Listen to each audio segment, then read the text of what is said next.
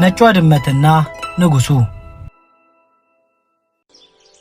ከረጅም ዓመታት በፊት በአንድ በጫካና በተራራ በተከበበ ግዛተ መንግስት ውስጥ አንድ ሽማግሌ ስግብግብ ንጉስ ይኖር ነበር። ሽማግሌው ንጉስ 3 ወንድ ልጆች ያሉት ሲሆን ሶስቱም የየራሳቸው የሆነ ተሰጥኦና ብቃት አላቸው። የመጀመሪያው ልዑል ትጉህና ጥንቁቅ ሲሆን ሁለተኛው ልዑል ደግሞ ተጫዋችና ሰዎችን ማዝናናት ይችላል። የመጨረሻው ልዑል ደግሞ አስተዋይና ብሩህ አእምሮ ያለው ሲሆን በሰዎች ዘንድም በቀላሉ የሚታመን ነው። ከዕለታት በአንድ ቀን በግዛተ መንግስት ውስጥ ሽማግሌው ንጉስ እንዳረጀና ስልጣኑንም ለልጆቹ ማውረስ እንዳለበት መወራት ጀመረ። የህዝቡም አሉባልታ ንጉሱ ጆሮ ደረሰ። ንጉሱም ልጆቹ ስልጣኑን እንዳይወርሱበት በስግብግብነት በመፍራት የተንኮል ሐሳብ ማሰብ ጀመረ። አንድ ቀንም ልጆቹን ወደሱ በመጥራት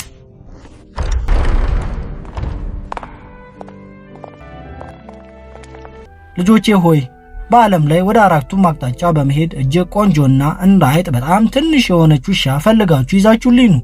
ይህችንም ውሻ ይዞልኝ ለመጣ ስልጣኔን አወርሰዋለሁ ብሎ አዘዛቸው። ስግብግቡም ንጉስ አይጥን የሚያክል ውሻ እንደሌለ በማሰብ በተንኮል ይህንን አዘዛቸው። ሶስቱም ልጆቹ የአባታቸውን ትዕዛዝ ለመፈጸም ጉዞ ጀመሩ።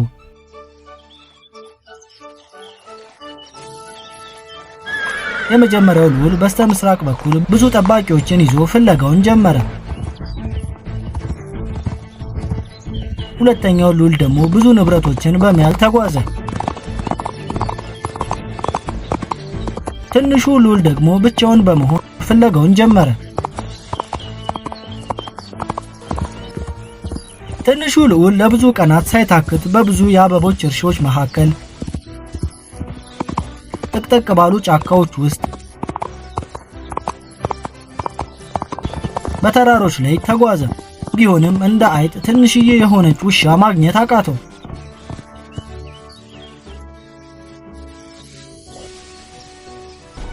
አንድ ቀን አመሻሽ ላይ ትንሹ ልዑል በጉዞ ላይ ያለ ከባድና ንፋስ የቀላቀለ ዝናብ መዝነብ ጀመረ።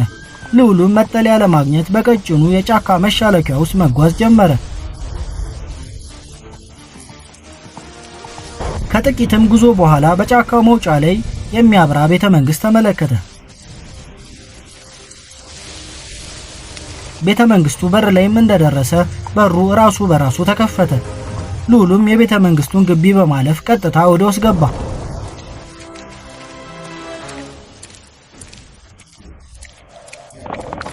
ወደ ውስጥም እንደገባ እጅግ ብዙ የድመት መንጋ ወደሱ በመምጣት እጅ ነሱት።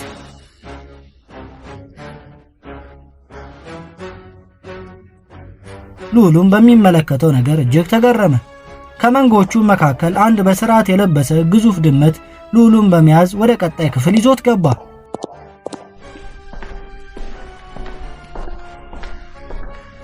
ቤተ መንግስቱም እጅግ ውድ በሆኑ የከበሩ ድንጋዮች የተዋበና ጥንቅቅ ተደርጎ የተሰራ የሚያምር ቤተ መንግስት ነው። ልዑሉም በሚያየው ነገር በድጋሚ ተገረመ።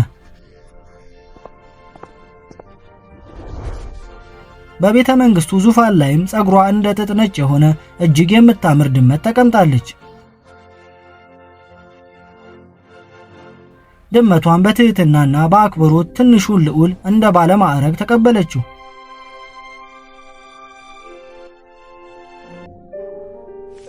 ለትንሹም ልዑል ትልቅ ግብዣና ድግስ አዘጋጀችለት። እጅግ ብዙ ጣፋጭ ምግቦችና ፍራፍሬዎችን አቀረበችለት።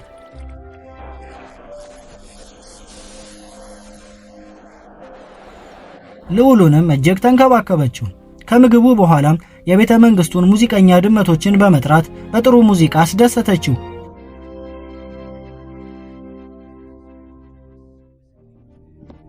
ልዑሉም በስተመጨረሻ ወደ ተዘጋጀለት መኝታ ክፍል በመሄድ ከብዙና አድካሚ ጊዜያት በኋላ ደስ የሚል እንቅልፍ ተኛ።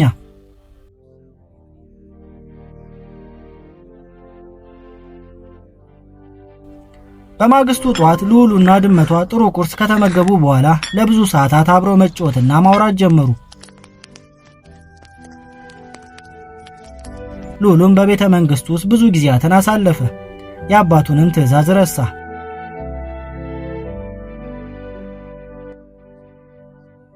ከዕለታት በአንድ ቀን ልዑሉ አባቱ ያዘዘውን ትዕዛዝ አስታወሰ። ነጯ ድመት ጋርም በመሄድ አባቱ ያዘዘውን ትዕዛዝና መሄድ እንዳለበትም ነገራት። ነጯም ድመት ለአንድ ዓመት ያክል እዚህ ከኔ ጋር አብረህ ከቆየህ ወንድሞቼ ከሚያመጡት የተሻለ ውሻ እሰጥሃለሁ አለችው። ልዑሉም ነጯን ድመት በማመን ለአንድ ዓመት ለመቆየት ወሰነ። ጊዜያትን ወልደው ልዑሉ በድመቶቹ ቤተ መንግሥት ውስጥ እንዳለ አንድ ዓመት ሆነው። ነጯም ድመት ልዑሉን ካስጠራችው በኋላ የሚያበራ የለውዝ ቅርፊት ሰጠችው።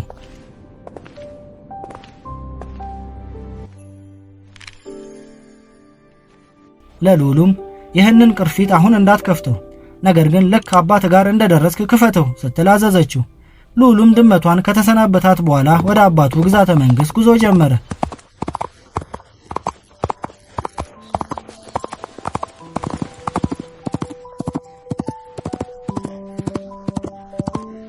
ሁለቱም ልዑሎች የራሳቸውን ውሻ ይዘው ቢመጡም አይጥ የሚያክል ውሻ ግን ማግኘት አልቻሉም።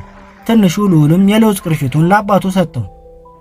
ንጉሱም ቅርፊቱን እንደከፈተው በጣም የምታምር አይጥ የምታክል ውሻ ከቅርፊቱ ውስጥ ብቅ አለች። ሁለቱም ልዑሎች እንዲሁም አባታቸው በትንሽዬዋ ውሻ እጅግ ተገረሙ።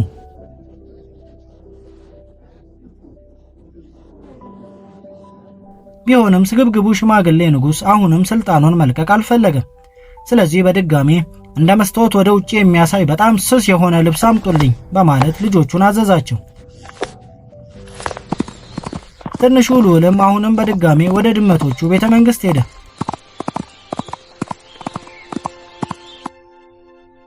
የአባቱንም ትዕዛዝ ለነጯ ድመት ነገራት። ነጯ ድመትም ለአንድ ዓመት አብረኸኝ ቆይ፣ ከዛ የምትፈልገውን እሰጥሃለሁ አለችው።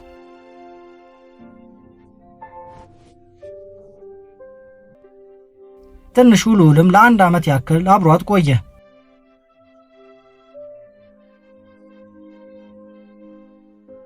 አንድ ዓመትም እንደሞላ ነጯ ድመት ትንሽዬ ሳጥን ለልዑሉ ሰጠችው። ልዑሉም ሳጥኑን ለአባቱ ሰጠው። አባቱም ሳጥኑን እንደከፈተ እንደ መስታወት ወደ ውጪ የሚያሳይ በጣም ስስ ጨርቅ ወጣ። አሁንም በድጋሚ ሁሉም ተገረሙ።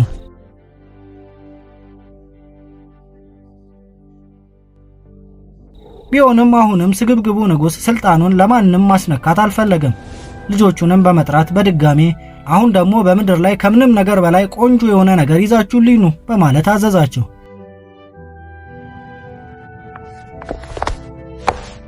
ትንሹ ልዑልም በምድር ላይ ከማንም በላይ ቆንጆ ያቺ ነጭ ድመት ነች ሲል አሰበ። ወደ ነጯ ድመት ጋርም በመሄድ የአባቱን ትዕዛዝና ያሰበውን ነገር በሙሉ ነገራት። ነጯ ድመትም መልሳ እሷ የትልቅ ግዛተ መንግሥት ልዕልት እንደነበረችና በእርግማን ምክንያትም ድመት እንደሆነች፣ ነገር ግን አንድ ሰው ጭሯን ከቆረጣት እንደገና ሰው እንደምትሆን ነገረችው።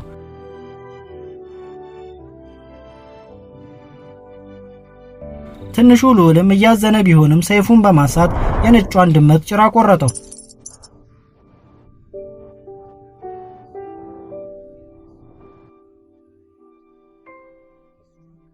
የዚህን ጊዜ ታላቅ ብርሃን በክፍሉ ውስጥ በመብራት ነጯ ድመት ወደ በጣም ቆንጆ ልዕልት ተለወጠች።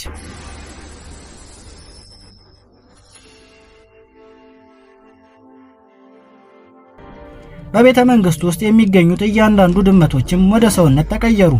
እርግማኑም ተሰበረ።